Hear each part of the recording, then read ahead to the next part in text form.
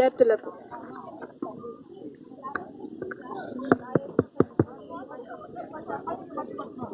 అందరికీ నమస్కారం.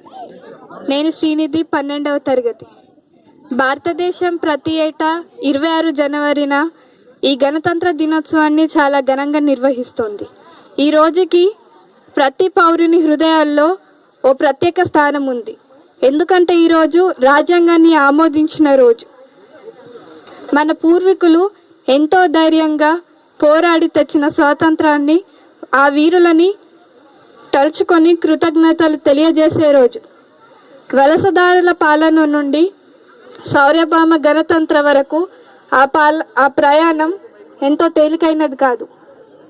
ఈ రాజ్యాంగం ఒక చట్టపరమైన పత్రం మాత్రమే కాదు, కుల, మత, లింగ భేదాలు లేకుండా ప్రతి ఒక్క పౌరుడికి సమాన హక్కులు, అవకాశాలు దక్కేలా నిర్మించినది.